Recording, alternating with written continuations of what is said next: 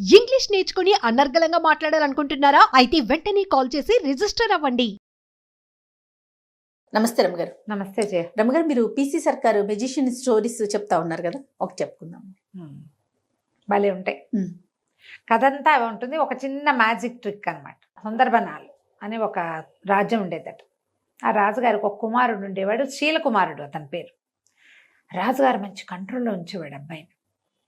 అయితే వివాహానికి ముందు తీర్థయాత్రలు అవి అంటే ఊళ్ళు తిరగటము ఒక పద్ధతిగా ఉండేది అక్కడ. పిల్లలు చదువు అయిపోయాక రాకుమారిని బయటికి పంపించేవారు. ఈ శీల్ కుమారుడు కూడా అట్లాగే తను చుట్టూతా అన్ని రాజ్యాలు చూసి ప్రపంచాన్ని తెలుసుకోవటం. తర్వాత వివాహం చేసేవాళ్ళు. ఆ తర్వాత ఏం చేసేవాళ్ళు, రాజ్యాధికారం. ముందు యువరాజు పట్టాభిషేకం చేసి రాజ్యాధికారం మెల్లిగా రావాలంటే ఈ లోపల అంతఃపురాల్లో ఉండటము, తర్వాత గురువు దగ్గర ఉండటము, ప్రపంచాన్ని చూసేది అవకాశం లేదు కదా. అవును కదా. అందుకని ఒక పర్యటన అలా తిరుగుతూ ఉండటం. అందుకని చెప్పి శీలకుమారిని పంపించాడు. ఇతను ఈ సుందరబనాల నుంచి బయటికి వెళ్ళి తమకి కొంత దూరంలో ఉన్న ఒక కోసల రాజ్యానికి వెళ్ళాడు. రాజ్యం భలే అందమైందట. కోసల దేశానికి ఒక పెద్ద నగరం, అదేదో చెప్తారు దాని పేరు, జైపూర్ లాంటిది ఏదో, జైపురం. ఆ నగరమే దాని రాజధాని. జైపురం చాలా బాగుంటుందని అందరూ చెప్పగా విని ఈ శీలకుమారుడు ఆ జైపురానికి వెళ్ళాడు. వెళ్తే సరే చాలా బాగుంది. ఆ వెళ్తూ ఉంటే ఒక పెద్ద పెద్ద తోటలు కనపడ్డాయి అతనికి. బయట నుంచి చూస్తేనే చాలా ఆకర్షణీయంగా ఉంది. అందులోకి వెళ్ళబోయాడు. లోపలికి వెళ్ళబోతే తోటమాలి వాళ్ళు అడ్డుకున్నారు. వాకిట్లో ఉన్న వాళ్ళు, సెక్యూరిటీ వాళ్ళు ఉంటారు కదా, ఇది అందరూ వెళ్ళేది కాదండి, మీరు ఎక్కడో బయట ఊళ్ళ నుంచి వచ్చినట్టు, ఈ ఊరు వాళ్ళు ఎవరు ఇందులోకి వెళ్ళరు, ఇది రాజకుమార్తె శాలిని యొక్క సొంత ఉద్యానవనం, ఆమె తిరుగుతుంది, ఇది ఇప్పుడు మీకు ఇక్కడ కనపడుతుంది కానీ కోటకి అంతఃపురానికి అనుసంధానంగా ఉన్నది ఇది. అంతఃపురం నుంచి రాణి అమ్మ యువరాణి బయటికి రోడ్ల మీదకి రాకుండా ఒక మార్గం గుండా ఇందులోకి వచ్చేస్తుంది. ఇప్పుడు అంతఃపురానికి అనుసంధానంగా ఉన్నట్టు అనమాట ఇది. ఇందులోకి బయట వాళ్ళు వెళ్ళకూడదు, మగవాళ్ళు స్ట్రిక్ట్లీ నో అండి, కుదరదని పంపారు. కానీ ఇతనికి ఆ లోపల నుంచి వస్తున్న పువ్వుల గాలి, పళ్ళ వాసనలు, ఆ బయట ఉన్న క్యానోపీలాగా కనపడుతుంది అనమాట, అదంతా ఇట్లా దీనిలాగా కనిపిస్తుంది. చాలా ఆకర్షణీయంగా ఉంది, చల్లగా ఉంది. అక్కడ నుంచుంటే వెళ్ళాలనిపించింది. ఏం చేశాడు, సరే రెండో పక్క అక్కడి నుంచి వదిలి సరేనని వచ్చేసాడు. కాదు కూడదు అంటే వాళ్ళకే తెలిసిపోతుంది, వీడు వేరే మార్గం ట్రెస్ పాసింగ్ చేస్తాడని, అవునులే సరిహద్దులు దాటేస్తాడని అనుమానం వస్తుంది. అక్కడ సరేనని వచ్చేసాడు. ఇంకో రోడ్డు వైపుకి వెళ్ళాడు. వెళ్ళేసరికల్లా అక్కడ కూడా ఇదే తోట కనపడుతుంది అతనికి. అది ఇక్కడి నుంచి అక్కడ దాకా ఉంది. ఓహో, సరే ఎవరు లేరని చూసి ఇతను ఏం చేశాడు, గుర్రాన్ని కొంచెం అవతలగా కట్టేసి మాటుగా చాటుగా కట్టేసి చల్లగా ఆ గోడ దూకి లోపలికి వెళ్ళాడు. వెళ్తే ఎంత బాగుందో, మన ఊళ్ళలో లేవు ఇలాంటివి అనిపించింది. వాళ్ళ ఊళ్ళో ఏంటి, రాజకుమార్తెలు లేరు, వాళ్ళకి అబ్బాయిలు ఉన్నారు, అబ్బాయే ఉన్నది. అబ్బాయి కోసం అతను వేటకు అడవికి వెళ్తాడు. అతనికి తోట అవి ఎందుకు, ఏవో మామూలుగా తోటలు పెంచారు.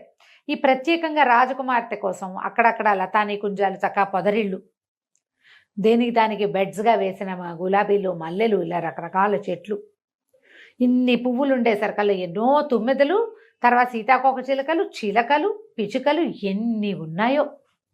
సంతోషం పట్టలేకపోయాడు అతను. అంత గ్రీనరీ, ఆ కలర్ఫుల్గా ఉన్న దాన్ని చూసేసరికల్లా ఒక ఆత్మానందానికి లోనయ్యి అంతా తిరిగి దొరికిన పళ్ళేవో 4 కోసుకుని తిని తర్వాత ఏం చేశాడు, పక్కన ఒక చిన్న పొదరిల్లు లాగా ఉంటే దాని మీద ఒక బెంచ్ ఉంది, దాని పక్కన ఆ బెంచ్ మీద కూర్చుంటే హాయిగా ఉంది. కూర్చుని అతని దగ్గర పిల్లని గ్రోగుంది, అతనికి ఫ్లూట్ వాయించే అలవాటు. ఈ బోర్డును దోపుకున్నాడు, నడువు కట్టుకునే దట్టీలో, ఆ దట్టీలో నుంచి ఫ్లూట్ తీసి వాయించడం మొదలుపెట్టాడు. కాసేపు అయ్యేసరికల్లా ఏమైంది, ఫ్లూట్ వాయిస్తూ హాయిగా సంతోషంగా ఉన్నాడు. చల్లగా మధురమైన వాసనలు వచ్చే ఆ గాలి పీలుస్తూ అట్లా మైమరిచిపోయినాడు. ఎక్కడి నుంచి వచ్చిందో ఒక నాగుపాము అతన్ని కాటేసింది. అయ్యో, కెవ్వమన్నాడు, గిలగిలా తన్నుకున్నాడు, పడిపోయాడు కింద, మొహం నీలంగా అయిపోయింది. ఎప్పుడైతే ఇతను ఫ్లూట్ మొదలు పెట్టాడో దీనికి ఈ తోటకి అంతఃపురం నుంచి యువతలకు వచ్చాక ఇక్కడ కూడా ఒక చిన్న సౌధం లాంటిది ఉంది. రాకుమార్తె ఒక 2 చెలికత్తెలతోటి అక్కడ వచ్చి ఉంది.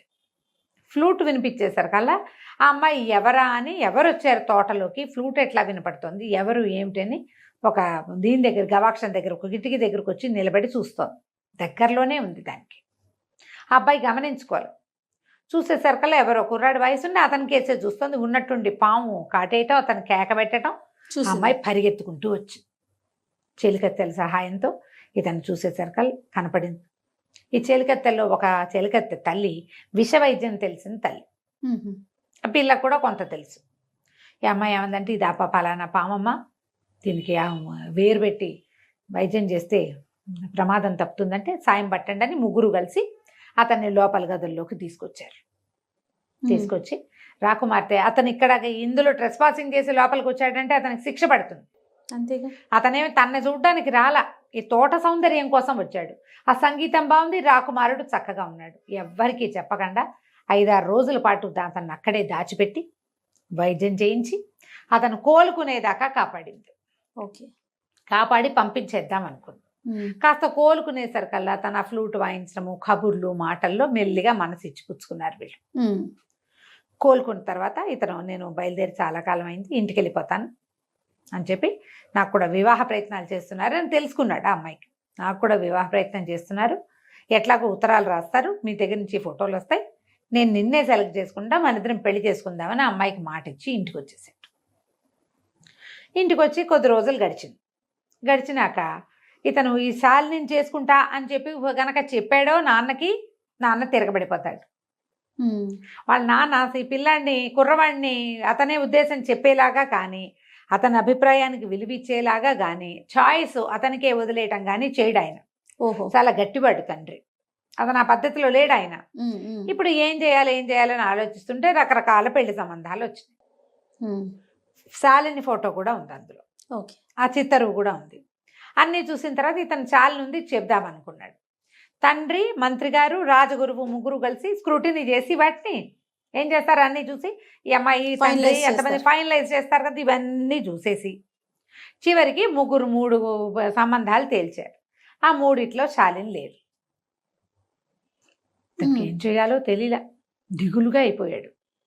వెళ్ళొచ్చిన దగ్గర నుంచి అతని ధోరణి మారిందని, ఇప్పుడు ఈ పెళ్లి సంబంధాలు చూడటం మొదలుపెట్టాక ఇంకా మొహం వేళ్లాడేసి ఉంటున్నాడని కనిపెట్టాడు మంత్రి గారి కుమారుడైన దేవదత్తుడు.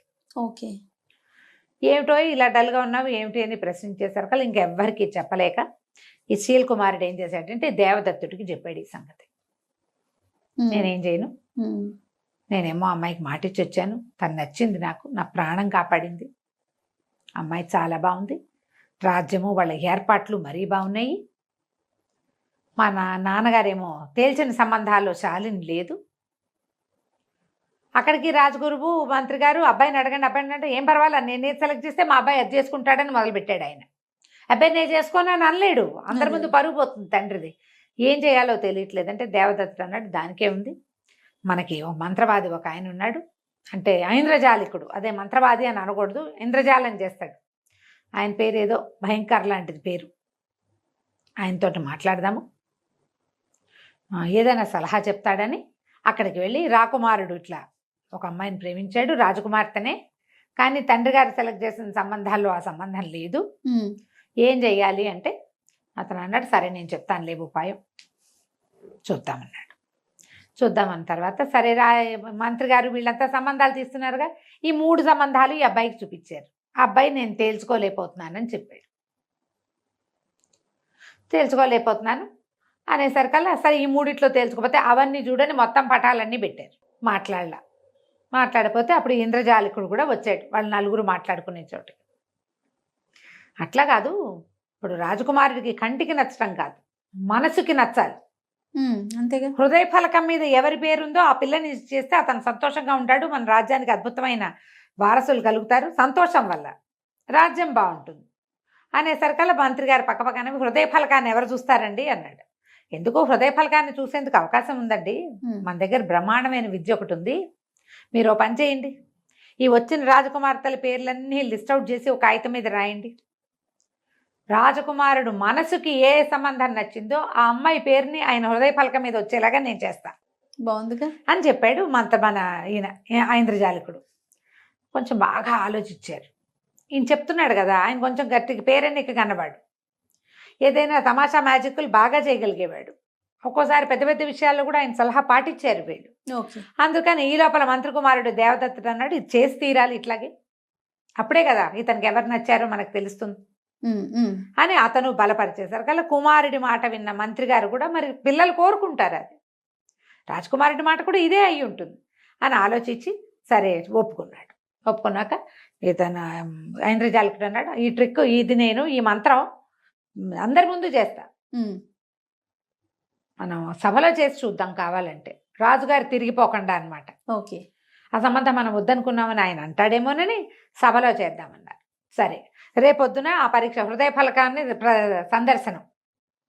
మర్నాడు పొద్దున రాజకుమారుడు వచ్చి కూర్చున్నాడు. ఓకే. సభలో లిస్ట్ అవుట్ చేశారు. ఒక 15 సంబంధాలు రాశారు, పేర్లు, అందరు యువరాణుల పేర్లు రాశారు. రాశాక ఏం చేశాడు ఈయన, బోల్డ్ అని మంత్రాలు చదివి రాజకుమారుడి చుట్టూతా ఇట్లా చేసి దిష్టి తీసినట్టు దాన్ని అంటించేశాడు. ఓకే. ఆ కాగితాన్ని అంటించేశాడు. కాగితం అంటించి దాన్ని ఒక పళ్ళెంలో వేసాడు. వేస్తే కాగితం అంటుకుపోయి మొత్తం కాలి బూడిదొచ్చింది. అంతేగా మసి వస్తుంది, మసి కాలిపోతుంది. కాగితం అంటుకుంటే ఎలా వస్తుంది, నల్లటి వస్తుంది కదా. సరే, ఇతను ఏం చేశాడు, రాజకుమార మీ చొక్కా విప్పండి అని చెప్పి అతను షర్ట్ విప్పించారు. చొక్కా విప్పిన తర్వాత ఈ మసి తీసి రాజకుమారుడి గుండెల మీద ఇట్లా ఇట్లా ఇట్లా ఇట్లా రుద్దాడు. రుద్దంగానే ఒక పేరు ప్రత్యక్షమైంది అక్కడ, శాలిని అని ఉంది. అని ఆశ్చర్యపోయారు ప్రజలంతా. ఎట్లా వచ్చింది అంటే ఈయన మనసులో అంత గాఢంగా అమ్మాయి నచ్చింది, అది హృదయ ఫలకం మీద కనపడింది కదా, ఇంకేముంది శాలినితోటే పెళ్ళి అన్నారు. అక్కడి నుంచి కాకోసల రాజ్యానికి కబురు చేశారు, మీ అమ్మాయిని మా అబ్బాయికి చేసుకుంటామన్నారు. వివాహం అయిపోయింది. వీళ్ళంతా అక్కడికి తరలి వెళ్ళారు. తోటలోనే పెళ్ళి అడిగాడు రాజకుమారుడు. ఆ తోటలో బ్రహ్మాండంగా విందు చేశారు. అన్నీ హాయిగా అయిపోయింది. శాలినికి అక్కడ తోటలో విహరించడం అలవాటు కాబట్టి ఇక్కడ కూడా అలాంటి తోట నిర్మించడానికి అక్కడి నుంచే శిల్పులు, తోటమాళ్ళు అందరినీ తీసుకెళ్తానని చెప్పాడు. బాగుంది. ఇంటికి వచ్చారు. సుందరవనానికి తిరిగి వచ్చేసారు. వచ్చిన తర్వాత ఆ రోజు రాత్రి పునఃసమాగమం అని గదిలోకి పంపించారు. ఈయన ఏం చేశాడంటే ఒక చక్కటి సబ్బు గిఫ్ట్ చేశాట రాకుమార్తెకి. రాజకుమారుడు శీలకుమారుడు శాలినికి ఇచ్చాడు. ఇచ్చేసరికి శాలిని ఏమిటి ఇంతకంటే గొప్ప బహుమతి దొరకలేదంటే, ఎందుకు ఈ బహుమతి, దీనివల్లే నువ్వు నాకు దక్కేవు, లేకపోతే నువ్వు దక్కేదానివి కాదు, నేను మా నాన్నగారి మాట కాదని లేక చేసుకునేవాడిని అని చెప్పాడు. ఏం చేశారట, సబ్బు నానబెట్టి సబ్బుతోటి అతని గుండెల మీద శాలిని అని రాశారు. ఆల్రెడీ అది ఆరిపోయింది. అది ఆరిపోయి ఉండిపోయింది ఒంటి మీద. కడిగితే కదా పోయేది సబ్బు. ఈ మసి పూసేసరికల్లా అంటుకున్న సబ్బు మీద మసి అంటుకుని శాలిని అని కనపడింది. హృదయ ఫలకం దాని మీద రాసినట్టు కనిపించింది. ట్రిక్ చూడు, మ్యాజిక్ ట్రిక్, సూపర్. మనం ఏదైనా ఒక అక్షరాలు ప్రత్యక్షం లాగా చేయాలంటే ఇప్పుడు మన వాళ్ళు ఏం చేస్తున్నారు, రాసేసుకుంటారు పేరు, దాని మీద ఈ మన సెలోఫెన్ టేప్ తీసి ఇస్తే సరిపోతుంది. ఇప్పుడు కొత్త ట్రిక్కులు వచ్చాయి కదా, పాతకాలపు ట్రిక్. దీంతో ఈ రాజకుమారుడు రాజకుమార్తెని పెళ్లి చేసుకున్నాడు. కథ కంచికి మనం ఇంటికి. బాగుందండి. నమస్తే రమ్య గారు. నమస్తే.